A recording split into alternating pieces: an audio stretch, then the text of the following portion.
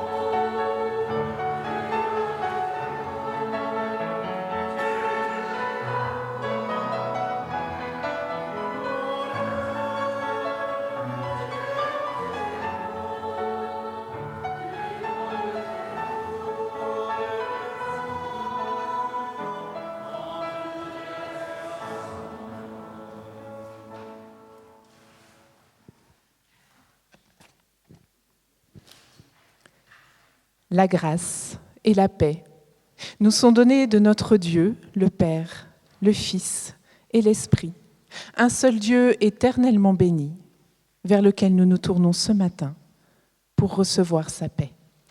Amen. Bienvenue à chacune et à chacun d'entre vous ce matin, dans ce temple des eaux vives. Bienvenue aux habitués, aux paroissiens, bienvenue à vous qui êtes ici pour la première fois. Bienvenue à ceux, familles et enfants, qui avaient répondu à notre invitation. Ce culte, nous l'avons pensé pour tous les âges, autour de cette question, y a-t-il un âge pour aimer Dieu ?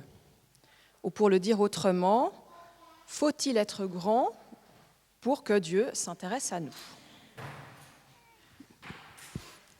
Eh bien, bienvenue, oui, à chacune et à chacun d'entre vous, et une bienvenue toute particulière à Benjamin.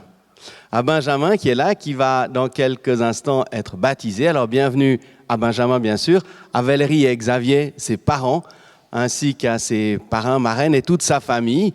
Et pour plusieurs d'entre vous, les enfants, ça vous rappellera des souvenirs très frais pour certains, un peu moins pour d'autres, mais nous vivrons ça dans quelques instants. Bienvenue à chacune et chacun d'entre vous.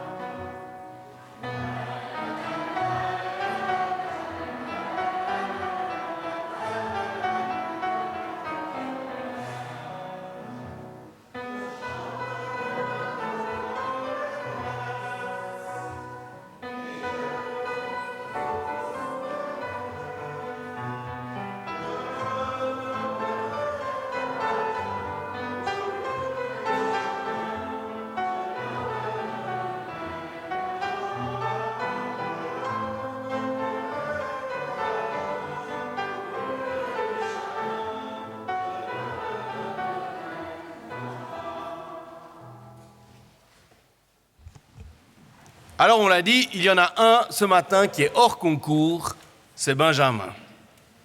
Il est petit, je ne suis pas sûr que ce soit le Benjamin de l'Assemblée, mais il est parmi les plus petits en taille et en âge. Et pourtant, Dieu l'aime autant que n'importe lequel d'entre nous.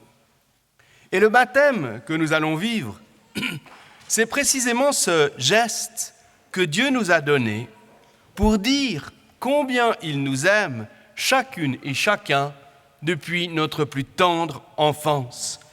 Même si on est tout petit, même si on n'a pas tout compris, même si on n'a pas encore le droit de grimper dans tous les acrobranches, Dieu n'attend pas qu'on soit grand pour nous aimer. Et le baptême manifeste cet amour inconditionnel de Dieu et l'accueil qu'il réserve dans sa famille. Chacun, chacune, quel qu'il soit, quelle qu'elle soit, est précieux aux yeux de Dieu. Alors bienvenue Valérie et Xavier et surtout bienvenue à Benjamin.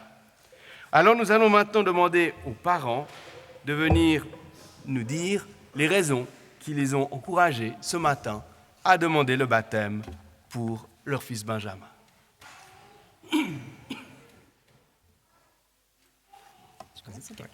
Nous demandons aujourd'hui le baptême pour notre fils Benjamin.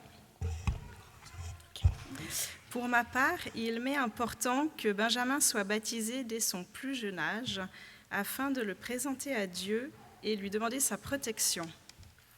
Nous aimerions également accompagner Benjamin dans la découverte de sa foi.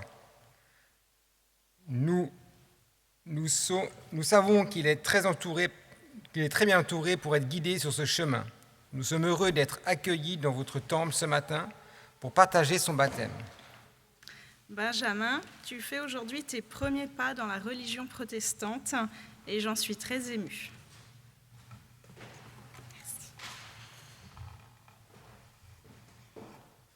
et vous avez souhaité qu'on chante un chant que vous appréciez particulièrement, Trouver dans ma vie ta présence. Ce sera notre manière de répondre à votre confession de foi. Vous le trouvez à la page 706. Nous chantons la première strophe de ce cantique.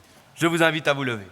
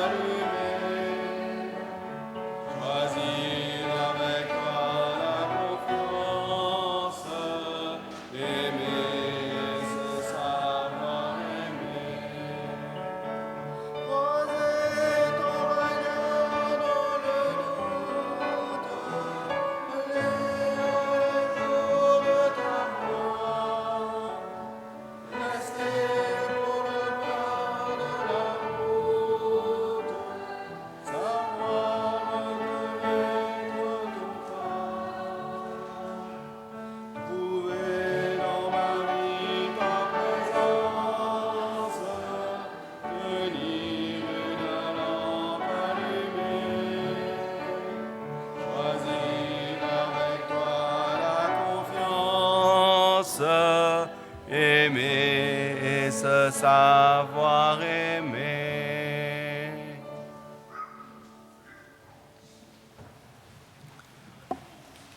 Au Seigneur notre Dieu, aujourd'hui nous voulons te dire notre reconnaissance. Le baptême que nous allons célébrer est le signe de ton amour fidèle. Même si je m'éloigne de toi, toi, tu restes à mes côtés. Tu es plus fidèle que mon ombre. Je suis enveloppé dans ton amour comme le poisson dans la mer. Jamais la mer ne séchera, jamais ton amour ne s'épuise. Seigneur, que ton amour est infini et que notre bonheur est grand de pouvoir ainsi compter sur toi et de réaliser que tu nous acceptes tous tels que nous sommes. Alors en ce jour particulier, nous te prions, Seigneur, pour Benjamin et toute sa famille. Accompagne-les et donne-leur chaque jour la force et l'amour dont ils auront besoin. Envoie maintenant ton esprit de lumière et de vie. De cette eau toute simple, tu fais naître le peuple qui t'appartient. Accueille dans ton alliance Benjamin qui va être baptisé. Qu'avec le Christ, il devienne par lui une nouvelle créature. Nous t'en prions par Jésus-Christ, notre Seigneur. Amen.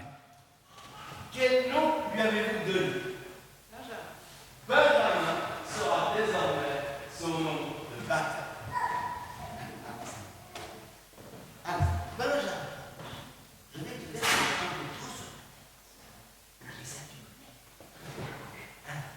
Benjamin, je te baptise au nom du Fils et du Saint-Esprit, un seul Dieu, éternellement vu. Benjamin, cette eau est le signe de l'amour de Dieu. Il t'aime d'un amour infini. Ainsi est confirmée la parole de l'apôtre que si nous aimons Dieu, c'est parce que lui, le premier, nous a aimés. Benjamin est désormais ici, dans l'Église, sa famille spirituelle. Aucune contrainte ne lui retiendra. Et s'il venait à la quitter, sa place demeurerait gravée à jamais. Benjamin, va dans la paix du Seigneur. Amen.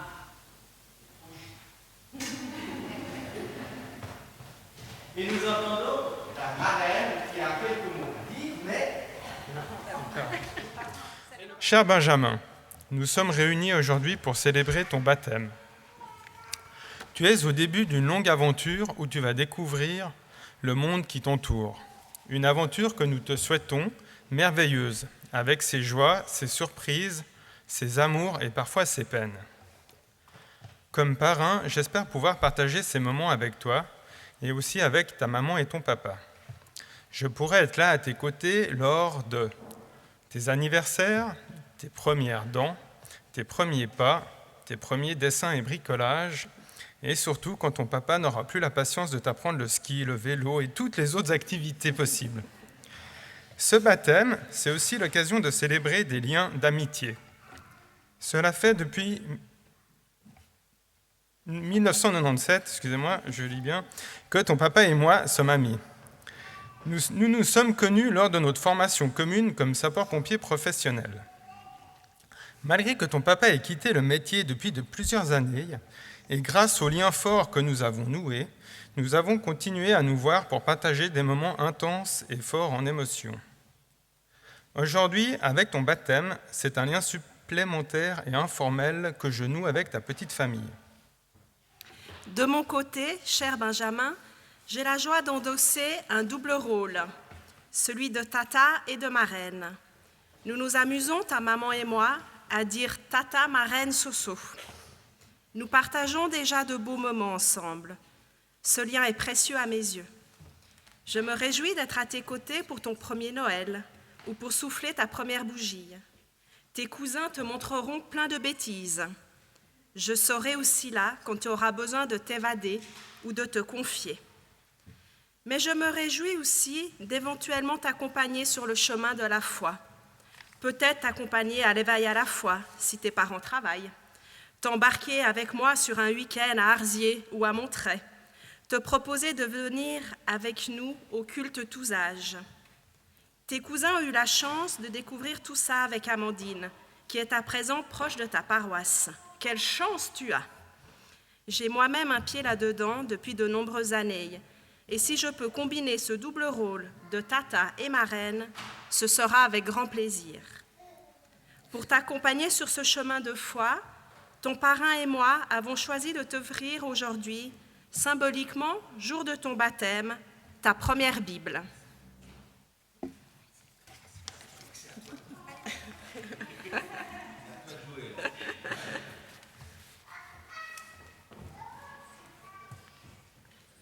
Nous terminerons notre discours en te souhaitant, cher Benjamin, beaucoup de bonheur avec tes parents qui t'aiment et te chérissent plus que tout. J'ai soif de ta présence, divin chef de ma foi, dans ma faiblesse immense, que ferais-je sans toi? Chaque jour, à chaque heure, oh, j'ai besoin de toi. Viens, Jésus, et demeure auprès de moi. Pendant les jours d'obscurité des froids, quand faiblit mon courage, que ferais-je sans toi? Chaque jour, à chaque heure, oh, j'ai besoin de toi. Viens, Jésus, et demeure auprès de moi. Oh, Jésus,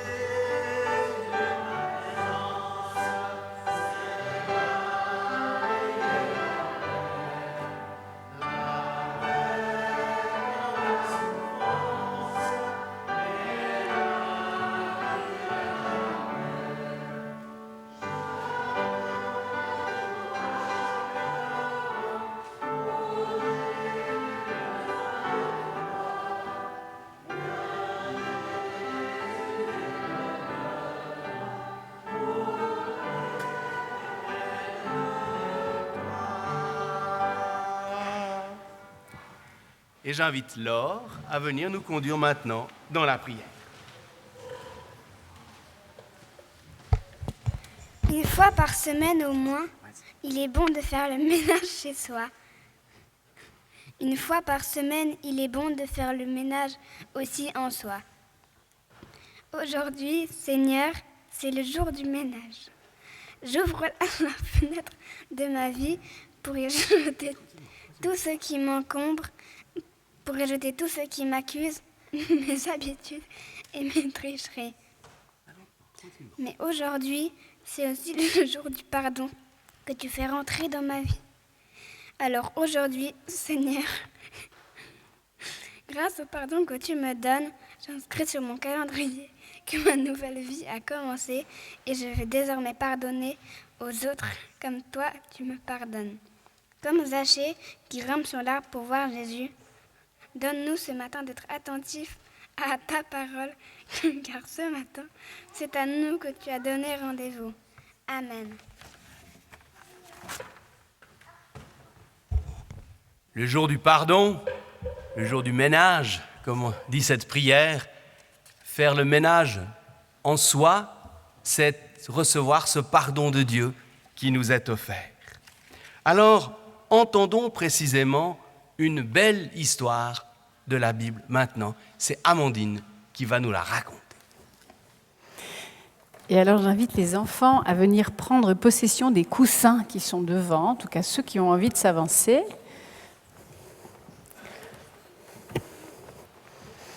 Et puis vous racontez avec moi depuis là, c'est une bonne idée aussi. C'est une histoire qu'on trouve dans la Bible.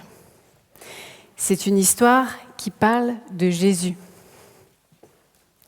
Lorsque les gens rencontraient Jésus, ils vivaient des choses étonnantes et merveilleuses. Cette histoire se passe dans la ville de Jéricho, là où nous sommes. Beaucoup de gens vivaient ici, à Jéricho.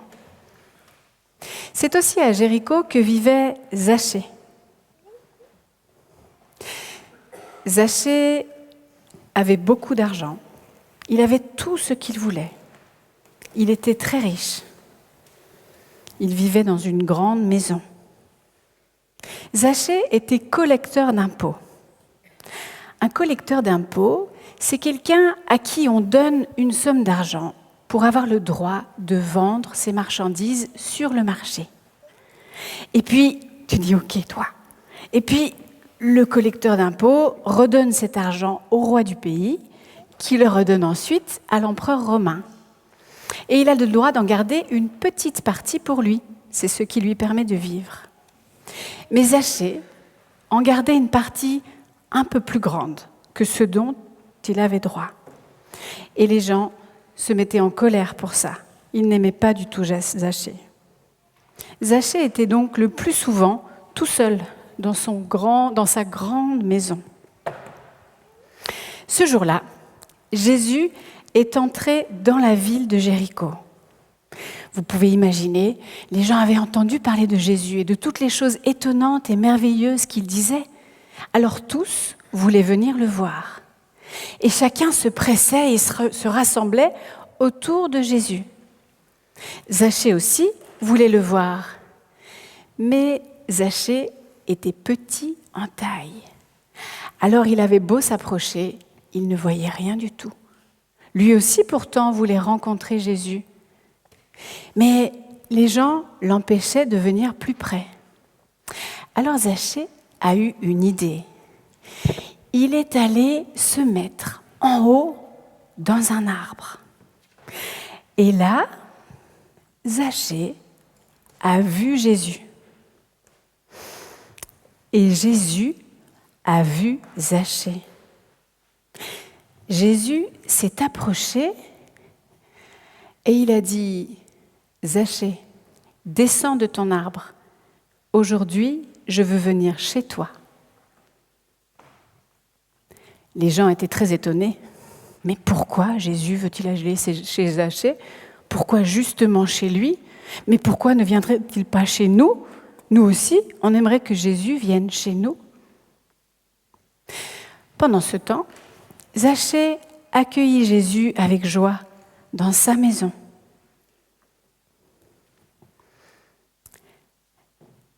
Zachée avait senti que quelque chose d'important s'était passé. Quelque chose avait changé. parce qu'il avait accueilli Jésus chez lui, parce que Jésus était venu le voir. Alors Zachée a pris une grande décision et il a dit à Jésus, « Je sais ce que je vais faire.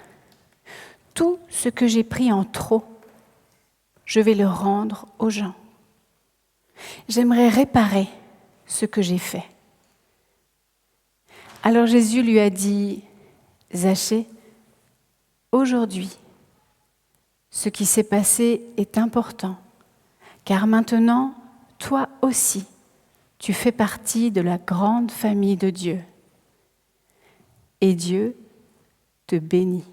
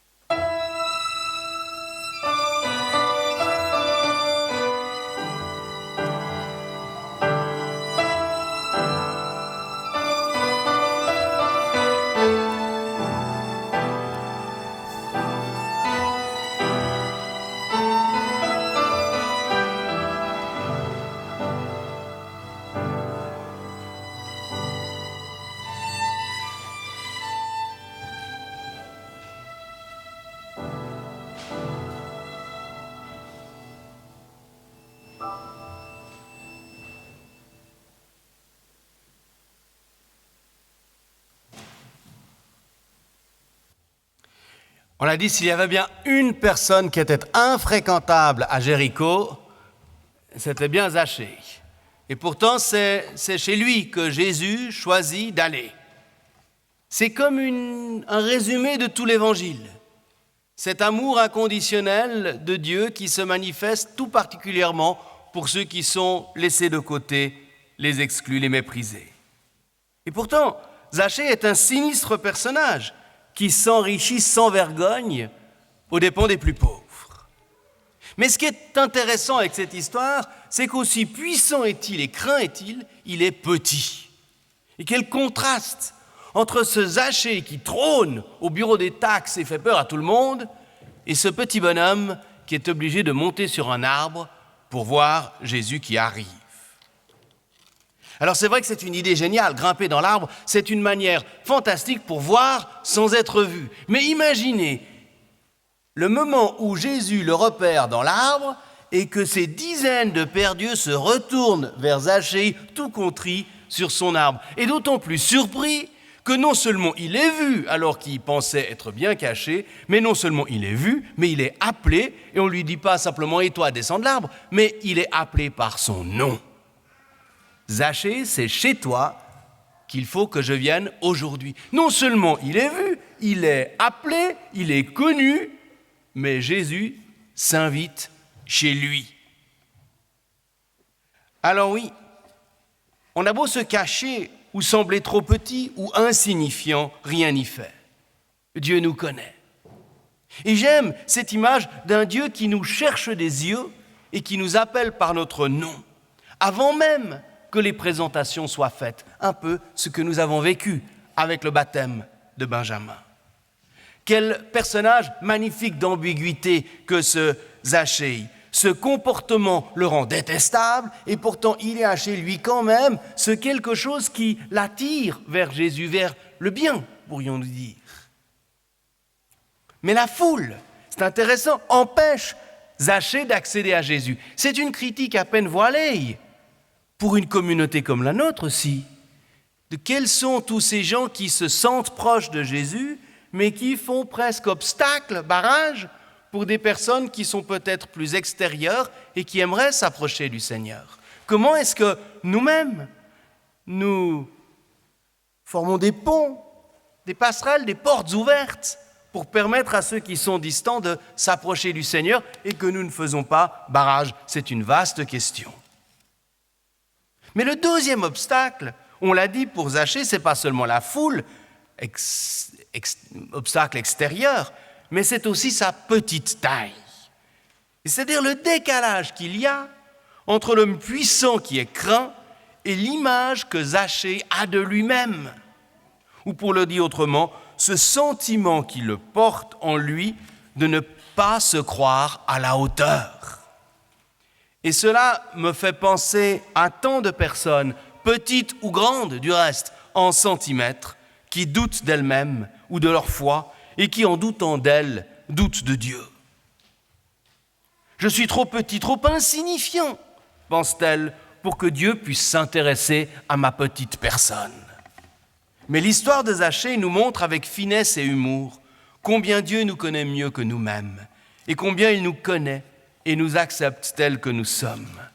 Il y a cette phrase que je répète à l'envi, que je vous ai déjà citée, du théologien Tillich, qui dit « Croire, c'est finalement accepter d'être accepté en dépit du fait que je suis inacceptable. » Croire, c'est accepter d'être accepté. Eh bien, une des choses les plus difficiles pour Zachée, c'est d'accepter d'être accepté. Accepter que Jésus s'invite chez lui. C'est à nous, ce matin, que s'adresse cette parole. « Descends, il me faut aujourd'hui demeurer dans ta maison. » Suis-je prêt à accueillir le Seigneur et pas seulement à le regarder de loin, mais à me laisser rencontrer dans mon intimité, dans mon chez-moi, dans ma petitesse? Zachée, malgré son caractère, est un personnage touchant, ne serait-ce que par la volonté qu'il manifeste de surmonter les obstacles pour aller à la rencontre du Seigneur. Alors, cela nous montre combien nous aussi, nous ne devons pas nous contenter d'une certaine forme de passivité, mais que nous devons, nous aussi, être prêts à redescendre de notre cachette pour lui ouvrir la porte de notre cœur. Car il y a bien des obstacles entre Dieu et nous, qu'ils soient extérieurs, comme la foule, ou intérieurs, comme ce sentiment de petitesse. Ce peut être notre rythme de vie, des divertissements abrutissants, le stress du travail, les coups durs, la maladie, le regard des autres, ou que sais-je. Comme Zachée, sachons alors être persévérants et curieux. C'est cette attitude volontaire qui permit à Zachée de faire cette rencontre qui bouleversa sa vie. Sachons faire nous aussi ce pas vers le Christ. Il frappe à notre porte, il se fait proche. Mais comme Zachée a dû descendre de son arbre et recevoir le Christ au vu et au su de tous, dans sa réalité quotidienne et intime, méfions-nous de toute démarche qui, prétendant nous élever vers le Seigneur, nous éloignerait du sol. Car croire, c'est avant tout accueillir le Christ dans sa vie et dans son cœur, parce que nous avons cette confiance que lui, le premier, nous a accueillis d'un amour inconditionnel et non jugeant. C'est en accueillant le Christ dans notre vie ordinaire et petite que celle-ci peut prendre une grandeur nouvelle. Amen.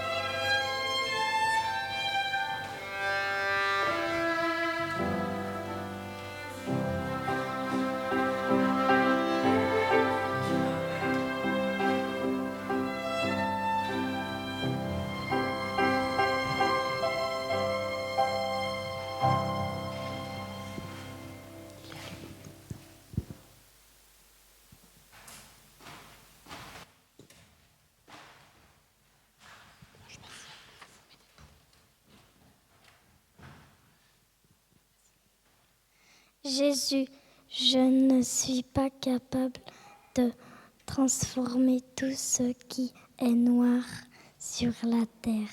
Je suis un simple enfant de la terre, mais la lumière que tu me donnes, je veux la faire briller pour tous ceux qui sont dans la tristesse. Seigneur, je ne suis pas particulièrement fort et toi seul es capable de faire ce qui paraît impossible. Mais avec la force que tu me donnes, je peux déjà faire le possible et partager autour de moi l'amour que tu me portes.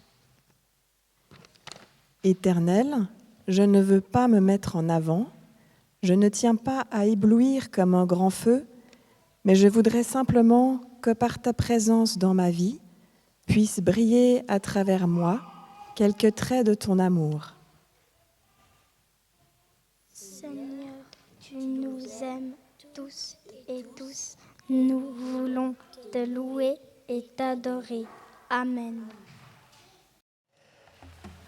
Nous arrivons bientôt au terme de cette célébration et les enfants ont été d'une patience et d'une audition extraordinaire.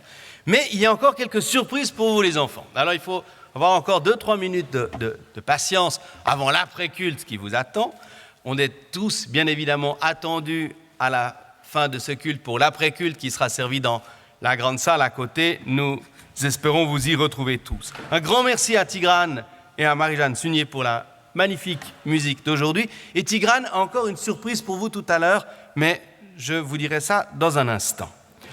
Après l'après-culte, pour ceux qui le souhaitent, il y a un repas qui est partagé très simplement avec ceux et celles qui souhaitent prolonger. Il y aura toujours assez à manger pour partager le repas. Donc, si vous n'avez rien prévu de particulier, bon, j'imagine qu'il doit y avoir un repas de baptême pour quelques-uns, mais pour les autres, il y a la possibilité de rester.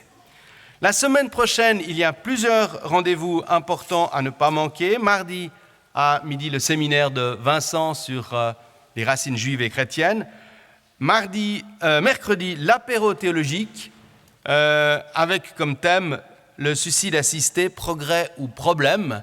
C'est toujours l'occasion de discuter d'un thème d'actualité et d'essayer de l'éclairer théologiquement. C'est mercredi. Et dimanche, nous conclurons notre série de prédications sur les arbres. C'est pas tout à fait un arbre, c'est un peu triché, c'est une plante, mais c'est avec la belle histoire de Jonas. Alors, tout à l'heure, nous aurons le dernier cantique, et pendant lequel l'offrande pour le département missionnaire sera recueillie, mais il y a encore 2-3 petites annonces particulières à faire. La première, c'est une annonce qui va être faite par 2 jeunes de Contact Jeunes pour vous annoncer la très célèbre internationale vente des rouleaux de printemps. Alors, 2 mots, venez vite nous dire quelques mots sur l'association Contact Jeunes.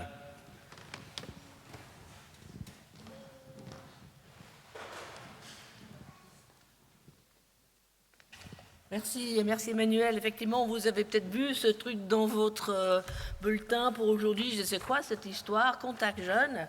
Ah bah, il y a Constantin et Michaela qui étaient d'accord de se lever ce matin. Vous les parents, vous étiez debout ce matin, mais je vous assure que eux, c'était un effort de mettre leur réveil pour être ici avec vous ce matin. Et je leur laisse ils vont chacun juste dire en quelques mots qu'est-ce que Contact Jeunes représente pour eux. Contact Jeunes, c'est un endroit où on peut se réunir avec plein de jeunes et parler de plein de choses et c'est vraiment sympa, donc voilà. On peut parler de tous les sujets, Jésus par exemple. Voilà. Merci. Ils sont beaucoup plus loquaces quand vous allez parler avec eux tout à l'heure. Voilà. L'association Contact Jeunes, effectivement, c'est justement ça, une association qui travaille main dans la main avec l'Église, avec toutes les églises. Manuel a parlé de pont vers comment est-ce qu'on fait, ne pas faire barrage, mais pont vers le monde autour de nous. Contact Jeunes, c'est vraiment ce pont pour les adolescents, les 12-17 ans. Ce pont où c'est un groupe qui se réunit à Malagnou et un autre groupe à Aulnay, où les jeunes peuvent venir. Michael est venue, elle a trouvé quelque chose. Elle a invité son pote Constantin. Ils invitent chaque semaine, on a des nouveaux jeunes qui viennent parce que c'est un lieu où c'est ouvert. C'est gratuit pour eux. et qui peuvent effectivement, comme Constant vient de dire, parler de tout, de leur vie. Hier, vendredi soir, ils avaient un club sur les facettes de Jésus. Donc ils en parlent, ils ont parlé de leur vie, de ce qui se passe dans leur monde. Mais cette organisation qui réunit, si on compte chaque semaine à peu près 40-50 jeunes, mais il y en a 70 ou 80 sur notre liste d'envoi, parce qu'ils ne sont pas obligés de venir chaque fois. Mais cette organisation est subventionnée par des dons privés, et entre autres par cette vente de rouleaux de printemps. Je ne vais pas vous dire les plus là-dessus, il y a tout plein de gens, il y a Manuel entre autres, Déborah, Éléonore, tout plein de gens qui les connaissent. On sera à l'après-culte, vous avez ces feuilles-là, moi je suis Chris Cook, il y a mon numéro de téléphone là-dessus, David Avinga qui est directeur. Pour les détails là-dessus, je ne vais pas prendre plus de temps, ils sont délicieux, demandez-leur, n'est-ce pas ? Et puis, on vous accueille volontiers. On a vraiment besoin de vous pour continuer ce ministère de pont auprès des adolescents. Merci. Bon, j'ai pas d'autre choix que de dire qu'ils sont très bons. Mais cela dit, c'est vrai, ils sont très bons. Donc, commandez-les et ça vous ferait d'une pierre deux coups. Vous mangerez un bon repas et vous servirez la cause. Voilà. Alors, les deux dernières surprises, c'est une surprise que va nous expliquer maintenant Amandine. Alors, je vous explique en effet une surprise, c'est que les familles vont partir avec un cadeau, oui. À la sortie, on se tiendra là-bas avec un choix où vous allez pouvoir partir avec ce qui s'appelle une toise. Une toise, c'est donc quelque chose qui sert à mesurer quand on grandit. Alors, il y a deux choix. Il y a un choix, vous verrez, vous choisirez. Un choix plutôt pour les plus petits, un choix plutôt pour les plus grands. Mais on a choisi des toises arbres pour se rappeler de cette histoire de Jonas et pour pouvoir voir comment on grandit à la maison. J'ai dit quoi, Jonas ? Ah, c'est ta faute. J'ai dit Zachée. Cette histoire de Zachée, évidemment. La toise Jonas, c'est un poisson. Oui, c'est ça. Dans la toise Zachée, avec un arbre, on sera à la sortie, il y en a une par famille. Ah. Alors cette fois-ci, c'est pas du chocolat, je suis désolé, mais ce sera une belle toise. Et la dernière chose, c'est que les enfants, vous allez être invités maintenant à monter sur la galerie pour prendre de la hauteur, comme Zachée, j'allais dire Jonas maintenant, comme Zachée, vous allez prendre de la hauteur pour voir le temple depuis en haut et vous allez découvrir l'orgue avec Tigrane qui va vous montrer comment ça marche un orgue. Alors les parents peuvent accompagner les enfants et nous allons chanter le dernier cantique. Alors, chantez le dernier cantique et après, nous montrons à l'orgue. Il y aura encore une brève prière. Le dernier cantique, c'est le cantique à la page 614, pendant lequel l'offrande est recueillie. On en a presque oublié le dernier cantique.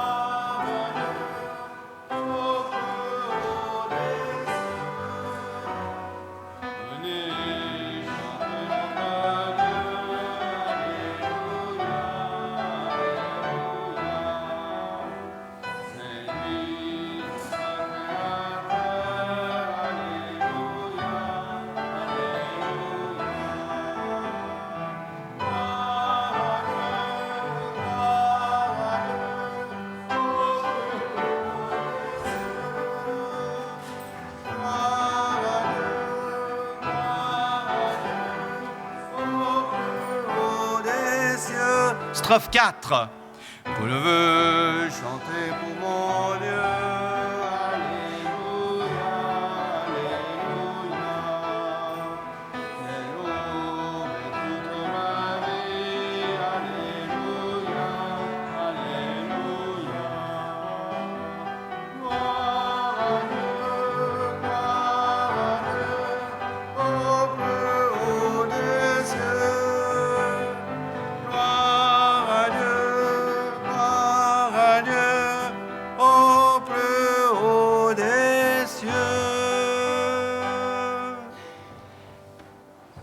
vous invite à prendre place. Les enfants vont pouvoir monter, mais d'abord, on écoute Romane qui va nous conduire dans la dernière prière.